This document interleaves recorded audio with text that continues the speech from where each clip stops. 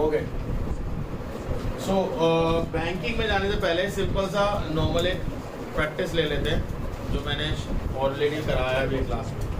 1 + 2 + 3 क्या होता है? जुबानी कर लो। 6 + 4 + 100 तक 15 +15 तक कितना बताओ? टाइम लग रहा है? देखो इसमें हमें कुछ नहीं करना होता, जिस टर्म तक हमें जाना होता है वो इनटू उसका नेक्स्ट डिवाइड बाय 2। ठीक है, मुझे कहीं और से याद नहीं है। 55 5050 कैसे आया? अब देखो सिर्फ 100 लिखो, उसका नेक्स्ट होता है 101 डिवाइड बाय 50 आया, 5050 आपका आंसर आ गया। आपको चेक करनी है, इक्वेशन चेक कर लीजिए। अब ये कैसे हुआ? ये होता है n + 1 डिवाइड बाय ये फॉर्मूला होता है। और ये कहाँ से स्टार्ट होता है? अगर फर्स्ट नंबर यानी 1 से स्टार्टिंग है एडिशन की, नेचुरल नंबर का सम के लिए फॉर्मूला यूज होता है। किसके लिए सम के लिए यूज होता है? ये मैं फॉर्मूला आपको ड्राइव कराऊंगा, डोंट वरी। जब हम एपी करेंगे मैं आपको ये फॉर्मूला निकालना भी सिखाऊंगा। अभी तो फिलहाल समझो ये फॉर्मूला है, जब एपी करेंगे तब मैं आपको ये फॉर्मूला निकालना भी सिखाऊंगा कैसे निकलना। ठीक है, तो अभी फिलहाल फॉर्मूला क्या है? सम का n × n + 1 divide by 2 without.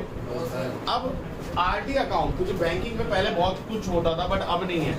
Banking में पहले आप लोगों का कैश बुक, विड्रॉ ये सब भी पूछते थे, इंटरेस्ट भी था, बट अब ये सब नहीं है। अगर आप 10 ईयर देखोगे तो आपको ये मिलेंगे क्वेश्चन। आप कहोगे भाई साहब ये क्वेश्चन है ही नहीं हमारी बुक में, तो वो आउट ऑफ सिलेबस है। नीचे पढ़ भी लेना, स्टार लगा के लिखा होगा out of syllabus, reduce syllabus, ऐसा कुछ, तो वो सिलेबस में नहीं है। बैंकिंग में जो अब सिलेबस में है वो है आरडी, रिकरिंग डिपॉजिट अकाउंट। ठीक है, और इसे कम्यूटेटिव अकाउंट भी कहा जाता है, रिकरिंग डिपॉजिट अकाउंट भी कहा जाता है, रिकरिंग डिपॉजिट स्कीम भी कहा जाता है। सब एक ही बात है, अलग अलग मत लेना। तो आरडी अकाउंट होता क्या है? जिसमें आप एक फिक्स अमाउंट बार बार जमा करते रहते हैं। क्या होता है आरडी अकाउंट? इसमें आप एक फिक्स अमाउंट जैसे फॉर एग्जांपल अगर मैंने 100 रुपए डाले तो अगले महीने में 100 रुपए डालूंगा, फिर उसके अगले महीने 100 रुपए डालूंगा, फिर उसके अगले महीने और 100 रुपए एक पर्टिकुलर टाइम तक डालता रहूंगा। 3 महीने, 1 साल, 2 साल, 3 साल, एक फिक्स अमाउंट डालता हूँ। तो यहाँ पे दो चीजें होती हैं। यहाँ पे क्या होता है? पहले इंटरेस्ट मिलता है प्लस आपको पैसा जमा भी होता है। ठीक है, एफडी में क्या होता है? आप एक साथ सारा पैसा डाल देते हो, उस पर इंटरेस्ट मिलके आपको एक पर्टिकुलर टाइम का पैसा मिलता है। आरडी में क्या होता है? आप अमाउंट तो मिलेगा बड़ा, बट आप थोड़ा थोड़ा करके डालते हो, एक साथ नहीं डालते। तो क्या होता है, जैसे हमने पिछले साल आपने पढ़ा था कंपाउंड इंटरेस्ट, क्या था उसपे? इंटरेस्ट पे इंटरेस्ट मिलना, याद है? इस पे भी कुछ ऐसा ही होता है, इस पे इंटरेस्ट मिलता है। अभी मैं फिलहाल की अगर बात करूं तो सबसे पहले हमारा इंटरेस्ट का फॉर्मूला होता है PRT/100। सबको पता है ये चीज? अब यहाँ पर हमारा जब बैंकिंग चैप्टर हम स्टार्ट करते हैं तो यहाँ पे ये मंथली बेसिस पे होता है, ईयरली बेसिस पे नहीं होता। और अगर आपने ध्यान दिया हो, रेट आपको ईयरली बेसिस पे मिलता है, ना कि मंथली बेसिस पे। जो आपका रेट ऑफ इंटरेस्ट होता है वो किसके बेसिस पे मिलता है? ईयरली। और जो हमारे को यूज करना है यानी जो इंटरेस्ट कैलकुलेट करना है वो कैसे करना है? मंथली। तो हम क्या करें? अब जैसे मैं आपसे बोलूं नॉर्मली चीज, भाई 4 टॉफी 100 रुपए की है, 4 चॉकलेट 100 रुपए की, एक चॉकलेट कितने की है? 25 रुपए डिवाइड कर लिया आपने उसे। तो वैसे ही अगर रेट ऑफ इंटरेस्ट 12 महीने के लिए था, क्योंकि एक साल में कितने महीने होते हैं? 12। तो एक महीने के लिए रेट ऑफ इंटरेस्ट क्या होता है? डिवाइड बाय 12 कर लो। बुद्धि चली है बात? तो हम यहाँ जब कर रहे हैं, मान लेते हैं लेट द प्रिंसिपल, जो प्रिंसिपल है वो कितना है? P रुपए आप जमा कर रहे हो हर महीने। तो आपको जो रेट जो मिलेगा, रेट जो है वो कितना है? R% per annum. अब इसमें ध्यान रखना, मैं इसको यूज बताऊंगा। तो पहले साल का जो इंटरेस्ट होगा वो होगा P, रेट हो जाएगा R/12 और टाइम होगा 1। क्यों? 1 महीने की बात है, समझ में? फर्स्ट मंथ की बात है तो टाइम होगा 1 अपॉन में क्या है? 100। कोई डाउट? ये फर्स्ट मंथ का इंटरेस्ट होगा, कोई डाउट है? अब सेकेंड मंथ का इंटरेस्ट क्या होगा? 2P into R into 1 upon 12, तो ये रहेगा ये, और ये इंटू 100 भी रहेगा। अब ये हाँ 1 क्यों है? क्योंकि ये दूसरे महीने की बात है, ये 2 महीनों की बात नहीं हो रही, कौन से की बात हो रही है? दूसरे महीना और 2 महीना अलग अलग बातें होती है। सेकेंड मंथ और 2 month are the 2 different things. कैसे? 2 महीने जब हम बोलते हैं तो इसका मतलब हम क्या बात बोल रहे होते हैं? 2 महीने, पहला भी और दूसरा भी। और जब हम बोल रहे होते हैं सेकेंड मंथ यानी दूसरा महीना, तो हम सिर्फ दूसरे महीने है तो वो 1 महीना। मैं कहूँ उन 2 बच्चों को बुला के लाओ, दूसरे बच्चे को बुला के लाओ, फर्क है? दोनों बच्चों को बुला के लाओ, मतलब जो आगे और पीछे खड़े हो दोनों को लाओ। और मैंने ये बोला दूसरे बच्चों को लाओ तो सिर्फ एक ही आएगा। तो जब आप दूसरे को बोल रहे हो, सेकंड मंथ बोल रहे हो, तो टाइम तो अभी भी एक ही है ना, बस काउंटिंग सेकंड हो गई, काउंटिंग सेकंड हो गई। अब प्रिंसिपल क्यों 2 हो गया? क्योंकि पहले महीने आपने पी नहीं डाला था, दूसरे महीने में तो डाला पी, तो कितना पी हो गया? पी प्लस पी कितना हो गया? 2 पी। हाँ मैं क्या पी? पीना नहीं है भाई, 2 पी, ठीक है। आई 3 क्या होगा? 3 प्लस 3 को पिला दो, चलो। और अभी भी 1 ही रहेगा, क्यों? सिंपल, कोई डाउट है? ऐसे करते करते इमेजिन करो आई एन क्या होगा, एन कर लो, आई एन क्या होगा बताओ? NP into R into 1, ठीक है, 12 into 100, 1200 लिखो। अब मुझे बात बताओ, यहाँ पे भी 1 है, क्योंकि भैया अभी ये n महीना चला गया, 10वां 12वां 13वां महीना, बट होगा तो वो 1 महीना ही ना, वो 2-3 महीने थोड़ी हो जाएगा, वो होगा 1 महीने। अब हमें चाहिए टोटल इंटरेस्ट, तो सारे इंटरेस्ट को प्लस कर दो। टोटल इंटरेस्ट क्या होगा? I equals to I1 plus I2 plus, और ऐसे करते करते IN तक चले जाओ। I1 क्या है? PR 1 को हटा दूं तो PR अपॉन 1200, ये क्या है? 2PR upon 1200। ऐसे करते करते क्या होगा? NPR upon 1200। तो मैं अगर PR अपॉन 1200 कॉमन ले लूं तो यहाँ से तो पूरा चला गया, तो पूरा चला गया तो 1 बचता है हमेशा। ये चला गया तो 2 और डॉट डॉट डॉट कर दे, कोई डाउट? और इसका फॉर्मूला मैंने आपको पहले ही बता दिया था। तो ये क्या हो गया? PR n प्लस 1 अपॉन 2, और बाहर क्या इंतजार कर रहा है? ठीक है। अब बुक में जो फॉर्मूला लिखा होता है वो कुछ इस तरीके का होता है, PN plus 1 upon 2 R upon 12, और यहाँ पे नहीं 100 भी होता है, R के नीचे 24 जो भी है ऐसे करके दे देगा बुक में। तो घबराना मत भाई, कहीं और से है, ये यहीं से है, ठीक है। हम मोस्टली इसकी जगह पे I equals to PR n plus 1 upon 2400 direct ये भी यूज करोगे चलेगा, ये भी करोगे चलेगा।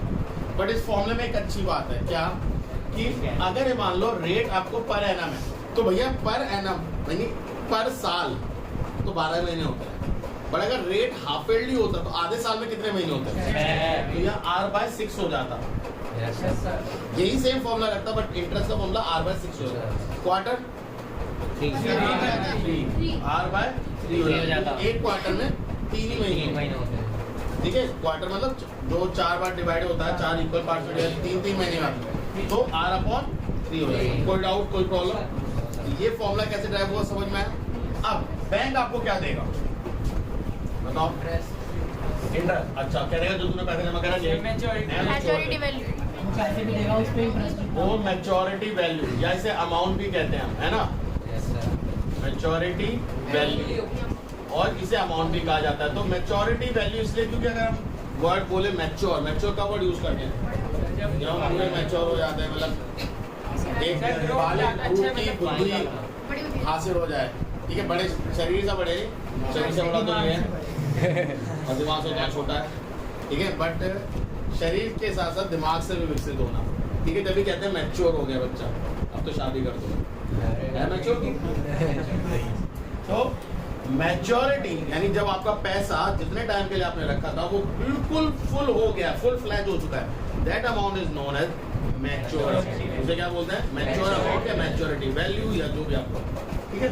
अब ये क्या है भाई, जो आपने पैसा जमा करा वो भी तो मिलेगा, या वो नहीं मिलेगा? वो भी मिलेगा। तो वो है P इंटू N और प्लस I। ये बात समझ में नहीं आई? अमाउंट तो होगा ही होगा। अमाउंट में क्या है? तो P इंटू N, भाई जो आपका पैसा जमा करा वो नहीं मिलेगा। आप क्या कर रहे थे? P इंटू N हर महीने जमा कर रहे थे ना, तो वो भी मिलेगा, प्लस जो आपने पैसा जमा करा ब्याज वो भी मिलेगा। पहले बताओ कॉन्सेप्ट क्लियर हुआ, फॉर्मूले Yes, क्लियर हुए sir. कैसे है? Okay. अब हम करते हैं क्वेश्चंस को, नोट दो। यानी 250 रुपीस पर मंथ वो जमा करती है, ये आपको पता है 10 मंथ, यानी एंड पता है। देखो कई बार बस इसमें ज्यादा घबराने वाली बात ये होगी कि जो टाइम होगा वो ईयर में भी होगा, तो घबराना मत। किसको नहीं पता एक साल में 12 महीने होते हैं?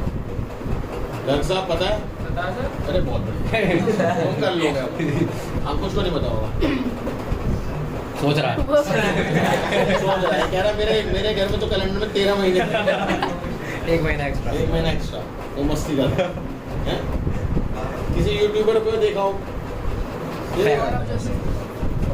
रेट कितना है 8%। पर एनम, ये याद रखना। अब इंटरेस्ट का फॉर्मूला आप डायरेक्ट लगाइए, P(n)+1 R/2400। अभी डायरेक्ट होता है फॉर्मूला, आपको हर महीने का इंटरेस्ट निकालने की जरूरत नहीं है, अब डायरेक्ट निकालो, डायरेक्ट आएगा। ये उसका डेरिवेशन था इससे पहले जो। सो इंटरेस्ट का फॉर्मूला की प्रिंसिपल कितना है? 250 into 10 into 10 into 11 into 8 upon 2400 तो 1 2 1 2 बढ़िया 8 बचा 8 3 जा 24। तो इंटरेस्ट कितना है? 250 into 11 upon 3। सर 25 है 25 into 11। सॉरी 25 into 11 upon 3, ठीक है। इसे 2 डेसिमल प्लेस तक निकालना, डेसिमल में आंसर आ जाएगा, ठीक है। यही काम करो, 240 कर लो इसे, हमारे बनाए हुए क्वेश्चन का फायदा है। 240 कर लो, 3 से कट जाएगा 3 8 था, अब सही है।